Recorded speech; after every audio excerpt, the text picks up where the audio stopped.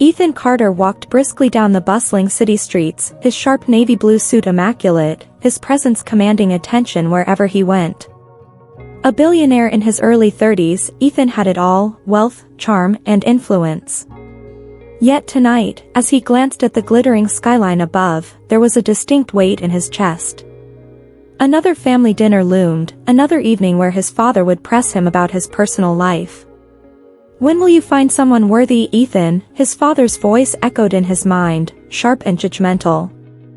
As he passed a quiet corner near a small coffee shop, his gaze caught something unusual. A woman, sitting cross-legged on the pavement, was sketching intently on a tattered pad of paper. Her clothes were faded and worn, her hair tied back in a messy bun, but there was something captivating about her concentration. She seemed oblivious to the chaos of the city around her, lost in the world she was creating with her pencil. Curiosity got the better of him. Ethan paused, studying her from a distance before walking closer. The sound of his polished shoes tapping against the concrete drew her attention, and she looked up, startled. Her hazel eyes, filled with both defiance and vulnerability, locked with his. "Can I help you?" she asked, her voice cautious but firm. For a moment, Ethan was at a loss for words. Up close, she appeared younger than he'd thought, perhaps in her mid-20s, and there was a quiet dignity about her despite her circumstances. "Your sketch," he said, gesturing to the pad in her hands. "It's impressive." She glanced down at her drawing, a detailed sketch of the city's skyline. "Thanks," she replied tersely, her guard still up. "What's your name?" he asked, his tone genuine. "Emma," she replied after a pause. "Well, Emma," he began, sitting on a nearby bench to level their conversation. "I have a strange proposition for you." Her eyes narrowed. "I'm not interested in handouts." Ethan chuckled softly, shaking his head. "Not a handout. A job. I need a date for a family dinner this weekend." Emma blinked, unsure if she'd heard him correctly. "You, what?" "I need someone authentic," he explained. "Someone who doesn't fit into my family's idea of perfection. It's complicated, but let's just say, you'd be helping me prove a point." "And you thought of me? A homeless woman?" Her tone was a mixture of disbelief and sarcasm. "You're not what they'd expect," Ethan admitted. "And that's precisely the point. You'd be compensated, of course. $10,000 for one evening." Emma stared at him, her mind racing. $10,000? That kind of money could change everything for her. But the idea of playing someone else's game, of being paraded around like some pawn in his wealthy world, made her stomach turn. "No," she said firmly, shaking her head. "I don't need your charity." Ethan leaned forward, his expression softening. "It's not charity. It's a job. And if you agree, I promise you'll have complete control over the situation." Emma hesitated, her fingers gripping the edges of her sketch pad. The temptation was overwhelming, but her pride refused to let her jump in blindly. "Why me?" she finally asked. Ethan's response was surprisingly earnest. "Because you're real. And right now, I need someone who's not afraid to be themselves, no matter what anyone else thinks." For the first time, Emma saw a flicker of vulnerability in his eyes. She let out a slow breath, still uncertain but intrigued. "Fine," she said cautiously. "I'll think about it." Ethan nodded, standing up and pulling out a sleek business card from his pocket. "Take your time. Call me if you decide to give it a shot." As he walked away, Emma stared at the card in her hand, her mind a whirlwind of emotions. Could she really step into a world so different from her own? Could she trust a man like him? Emma's thoughts were interrupted by the realization that this decision could either change her life for the better, or leave her even more broken than before. Emma sat on the edge of her makeshift bed that night, staring at Ethan's sleek black business card. The name Ethan Carter seemed to glow under the dim light of the street lamp. She had barely slept, her mind flipping between the possibility of change and the fear of walking into the unknown. By morning, she had made up her mind. Her hands trembled as she punched the number into a borrowed phone from a nearby coffee shop. Ethan Carter, his voice came through smoothly on the line. "It's Emma," she said, her voice steady despite her racing heart. "I'll do it. But I have conditions." A pause followed before Ethan replied, his tone laced with intrigue. "Go on. First, I need to know what this dinner is about. Why me? And why would someone like you go to such lengths just to make a point?" Ethan's laugh was soft but genuine. "Fair enough. Meet me at Café Sol on 5th Avenue in an hour. We'll discuss everything in person." The cafe was bustling when Emma walked in, feeling entirely out of place in her faded jeans and oversized jacket. Ethan, seated at a corner table, stood as soon as he saw her. His sharp, tailored appearance contrasted starkly with hers, yet he greeted her with a warm smile. "Coffee?" he asked as she sat down. Emma nodded, her defenses still firmly in place. "So, explain." Ethan leaned back in his chair, considering her for a moment before speaking. "My father runs the Carter Group, a multi-billion-dollar corporation. He's traditional, to say the least. Thinks money and status are everything. Every time I show up at family events, I'm bombarded with questions about when I'm going to settle down with someone worthy. I've had enough." Emma frowned. "And you think bringing someone like me will solve that?" "It'll do more than that," Ethan replied, leaning forward. "You're not part of their world, Emma. You're someone who doesn't care about their power games. That'll unsettle them, and, honestly, I need that right now." Emma studied him carefully, searching for any trace of mockery or insincerity. To her surprise, there was none. "And what happens after? What's your endgame here?" "I need them to see that worth isn't tied to wealth or pedigree," Ethan admitted. "And if I have to hire someone to prove it, so be it. Plus, you could use the money. Am I wrong?" Emma bristled but couldn't deny the truth in his words. She took a deep breath, weighing her pride against the opportunity. "Fine," she said, meeting his gaze. "But I have one condition: I won't lie about who I am. If they ask, they get the truth." Ethan smiled, a glimmer of respect in his eyes. "Deal." The following day, Emma found herself standing outside a high-end boutique, the kind of place she'd only ever seen in movies. Ethan greeted her at the entrance, a stylist trailing behind him with a clipboard and a sharp eye. "Is this really necessary?" Emma muttered as they walked inside. "If we're going to shock them, we might as well do it in style," Ethan replied, his smirk mischievous. The stylist, a chirpy woman named Claire, whisked Emma away into a fitting room. As Emma tried on dress after dress, she felt a mixture of discomfort and awe. The silk, the lace, the sparkle, it was all so far removed from her reality. Finally, Claire presented a stunning navy blue gown. When Emma stepped out in it, the room fell silent. Ethan's expression shifted, his usual confidence replaced by something softer. "You look," he paused, searching for the right word. "Perfect." Emma's cheeks flushed, and she quickly turned away. "It's just a dress," she said, brushing off the compliment. "Maybe," Ethan said quietly, "but it suits you." That evening, as Emma sat in the back seat of Ethan's sleek black car, the weight of the situation hit her.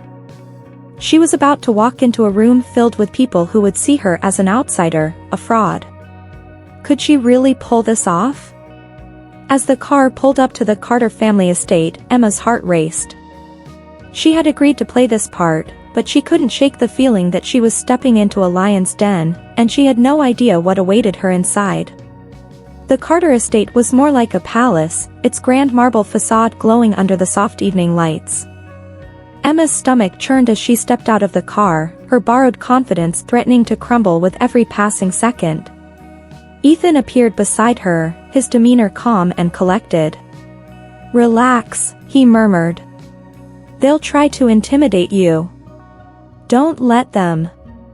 Easier said than done, Emma thought, clutching her small clutch bag as if it were a lifeline. The grand doors opened to reveal a dazzling ballroom, where Ethan's family and their elite guests mingled effortlessly. Emma felt every pair of eyes turn toward her and Ethan as they stepped inside. "Ethan!" A tall, imposing man approached, his sharp suit a perfect match for his equally sharp gaze. This had to be Ethan's father, Robert Carter. "You're late." "I wanted to make an entrance," Ethan replied with a cool smile. "Dad, this is Emma." Robert's eyes narrowed as he assessed Emma. "Emma," he prompted, expecting a last name he could recognize from the city's social circles. "Just Emma," she replied, standing a little taller. The corner of Robert's mouth twitched in disapproval, but he said nothing. Instead, he turned to Ethan. "Let's talk business later. The board has been waiting to hear about your latest project." "Later," Ethan said firmly, his hand brushing Emma's elbow in a subtle gesture of reassurance. The evening progressed with forced pleasantries and veiled comments from the guests, most of whom were curious about the mysterious woman on Ethan's arm. "So, Emma," a sharply dressed woman asked over dinner, her tone dripping with faux politeness. "What does someone like you do?" Emma's grip tightened on her fork, but she met the woman's gaze calmly. "I'm an artist," she said simply. "An artist," the woman repeated, feigning surprise. "How unconventional." Before Emma could respond, Ethan stepped in. "Emma's work is extraordinary," he said, his tone carrying an edge. "She captures the world in a way most people can't even imagine." Emma shot him a glance of gratitude, but the tension in the room was palpable. As the dinner continued, Emma began to notice cracks in the Carter family's perfect facade. Robert's sharp words often cut down those around him, even his own wife. Ethan's older brother, Henry, seemed to delight in needling Ethan about his eccentric choices. "I must say," Henry drawled, swirling his wine glass, "this is quite the departure from your usual crowd, Ethan." A bold move. Ethan's jaw tightened, but Emma spoke up before he could. "Bold moves are often the most rewarding," she said, her voice steady. Henry smirked. "We'll see about that." Just as Emma thought she was holding her own, an unexpected twist shook her. A server accidentally knocked over a glass of wine, spilling it onto her dress. Gasps filled the room as the red stain spread across the navy blue fabric. "I'm so sorry," the server stammered, his face pale. "It's fine," Emma said quickly, standing up. But she could feel the judgmental stares around her. "Accidents happen," Ethan said, his voice cutting through the murmurs. "Emma, come with me. Let's get you cleaned up." He led her out of the dining hall and into a quieter room. Emma sank onto a chair, her composure finally cracking. "I don't belong here," she whispered. "Emma," Ethan said, kneeling in front of her.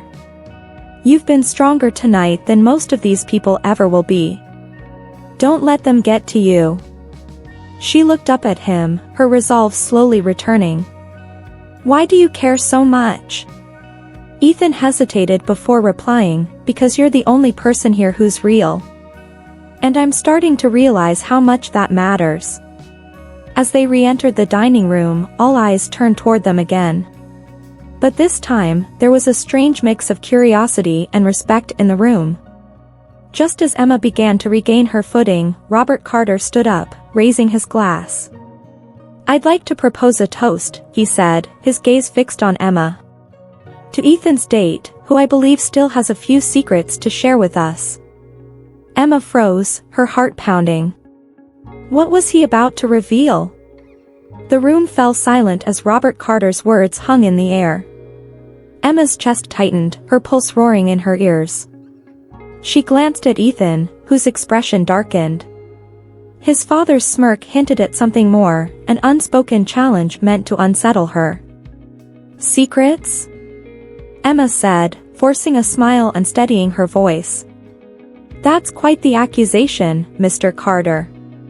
Care to elaborate?" Robert raised his glass again, his smile razor-sharp. "Merely an observation. A woman like you doesn't appear in our world without a story. Isn't that right?" The guests exchanged curious glances, their interest piqued. Emma felt the weight of their stares but refused to flinch. "You're right, Mr. Carter," she said after a pause.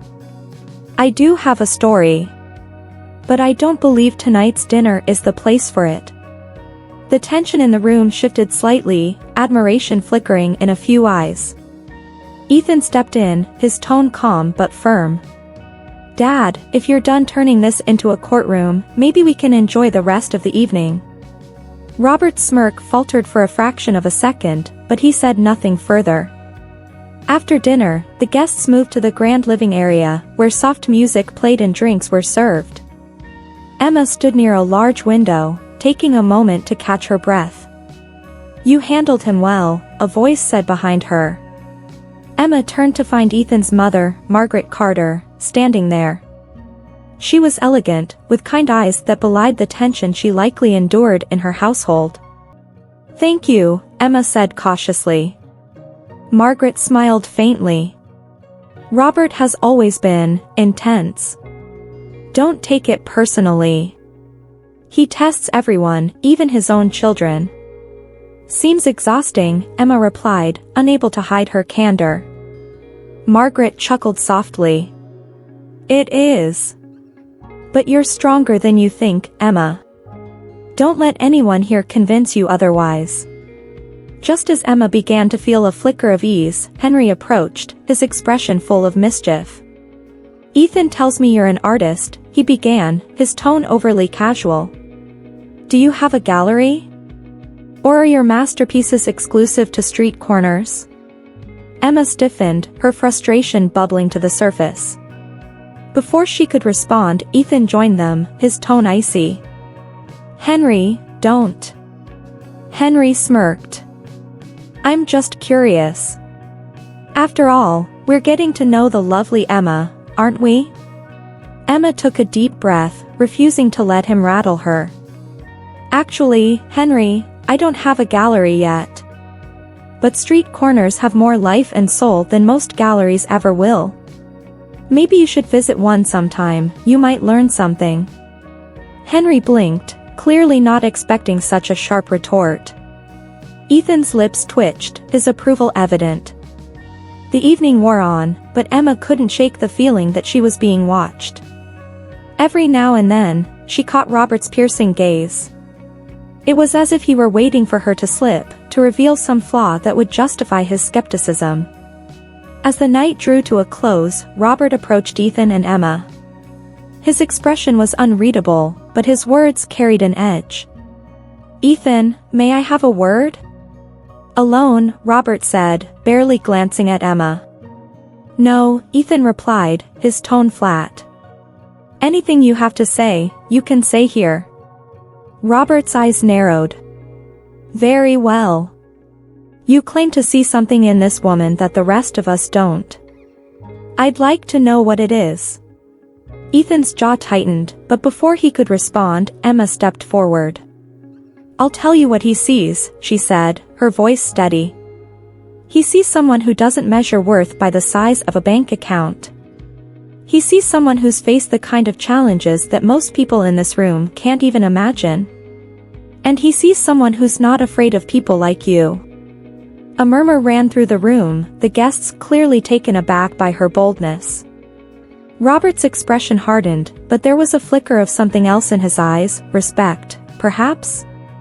As the tension reached its peak, a servant entered the room, whispering something in Robert's ear. His face darkened, and he abruptly left without a word. "What just happened?" Emma whispered to Ethan.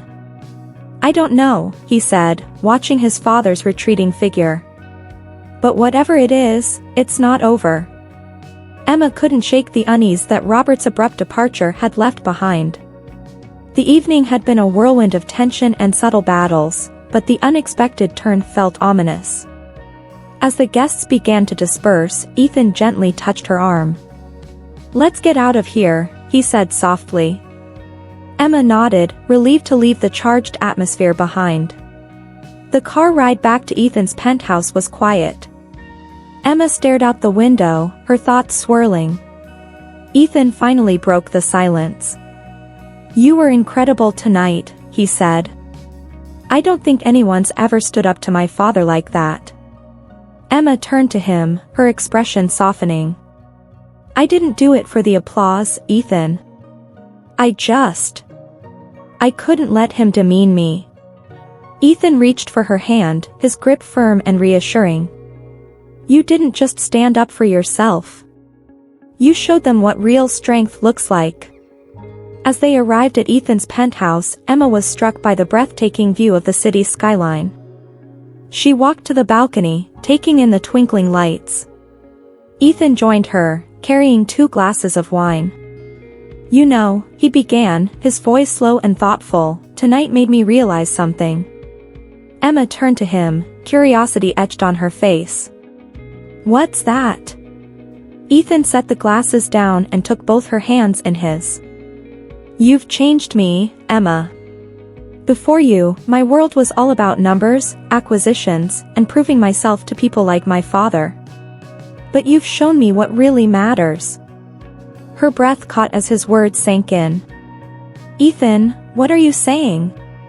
He dropped to one knee, pulling a small velvet box from his pocket. The sight made her heart race. "Emma, I know this started as a crazy idea, a facade to fool my family. But somewhere along the way, it stopped being an act for me. You've become the most real thing in my life. I don't want this to end. Will you marry me?" Emma's hands flew to her mouth, tears welling up. She looked at him, her heart warring with her mind. "Ethan, she stammered. "This is so unexpected." Ethan smiled gently. "Take your time." "But I meant every word." Before she could answer, Ethan's phone buzzed loudly, breaking the moment. He glanced at the screen and frowned. "It's my father," he muttered. Emma nodded, stepping back to give him space. Ethan answered the call, his expression growing darker with each passing second. "What? Are you serious?" he said, his voice tense. When the call ended, he turned to Emma, his face pale. "My father knows everything."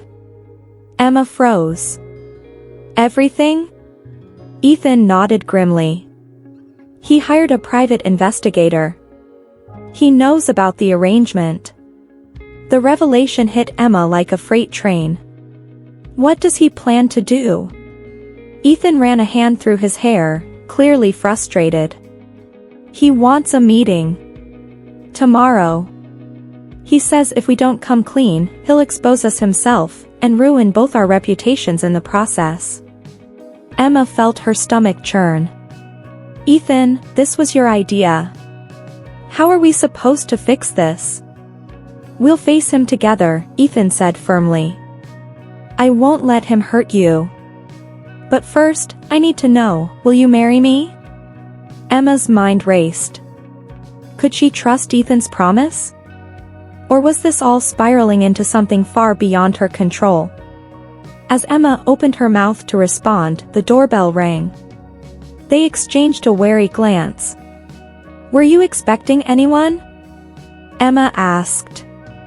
Ethan shook his head, walking cautiously to the door.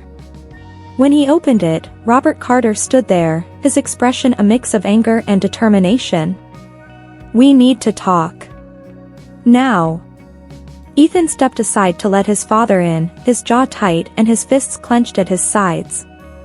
Emma stood frozen, her heart pounding as Robert Carter's piercing gaze landed on her. His presence filled the room with an intimidating energy, and for a moment, the silence was deafening. "Let's skip the pleasantries," Robert began, his tone sharp. I know about your little arrangement. Hiring a homeless woman to act as your date? Truly, Ethan, this is beneath you. Ethan stood tall, his voice calm but firm. And yet, here you are, invading my home to lecture me about my decisions. Why, Dad? Because you can't control me anymore? Robert's eyes narrowed. This isn't about control. It's about responsibility. You're risking everything, the family name, the company, your reputation, for what? A lie? Emma couldn't stay silent any longer.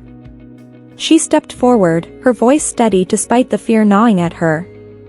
This may have started as a lie, she admitted, her gaze meeting Robert's, but it became something real. I didn't expect any of this. I didn't ask for it. But Ethan showed me kindness when the world didn't, and he believed in me when no one else would. Robert's expression shifted slightly, a flicker of doubt crossing his face. And you, Emma? What's in it for you? A chance to climb the social ladder? To live in luxury? Emma shook her head, her voice trembling with emotion. No. I want none of that. All I've ever wanted is a chance to prove I'm worth more than my circumstances. Ethan gave me that chance, and I'm grateful. But if you think I'm here for the money, you're wrong. I'm here because I care about him. Robert turned to Ethan, his tone skeptical. Do you honestly believe she feels the same way? Or is this just her playing the part you paid her for? Ethan's eyes blazed with anger. Enough, Dad. You don't get to question her integrity. I love her, and that's all that matters. If you can't accept that, then maybe it's time I walk away from everything you've built. Robert's mouth opened slightly, surprised by Ethan's declaration. You'd give up everything for her? Everything, Ethan said without hesitation. Robert studied them both, the weight of his scrutiny pressing down on them. Finally, he sighed, his posture softening. I don't like being wrong, he admitted, his voice quieter now. But maybe I've underestimated you both. If you're willing to risk everything for this woman, Ethan, then perhaps she's worth the risk. Ethan exchanged a surprised glance with Emma, who could barely believe what she was hearing. The next morning, Robert made good on his word, putting his investigative findings to rest. For the first time, he began treating Emma with a level of respect that hinted at a slow but growing acceptance. A week later, Ethan invited friends and family to the penthouse for an announcement. As everyone gathered, he stood before them with Emma by his side, their hands intertwined. Thank you all for being here, Ethan began. Some of you know the story of how Emma and I met. It wasn't conventional, and yes, we started with an agreement. But what we found was something real. He turned to Emma, his voice softening. Emma, you've changed my life in ways I never imagined.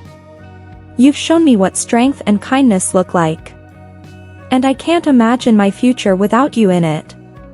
Ethan knelt once more, holding out the same velvet box. Emma, will you marry me, not as part of an arrangement, but as the woman I've fallen deeply in love with? Tears streamed down Emma's face as she nodded. Yes, Ethan. 1,000 times yes. The room erupted in applause as Ethan slipped the ring onto her finger. This time, there were no pretenses, no secrets, just two people who had found love in the most unexpected way. As the celebration continued, Robert approached Emma, his expression unreadable. You've proven me wrong, he said quietly. I don't say this often, but, welcome to the family.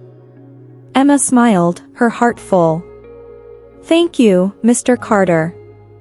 I promise you won't regret it. As the evening wore on, Emma and Ethan stood on the balcony, looking out at the city that had brought them together. It's hard to believe how far we've come, Emma said, leaning against Ethan. From a chance meeting to this, Ethan replied, wrapping his arms around her. Life has a funny way of surprising us. And I wouldn't trade it for anything, Emma whispered, her heart swelling with gratitude and love. They stood there, together, ready to face whatever came next, with no more secrets, just a shared future built on truth and love.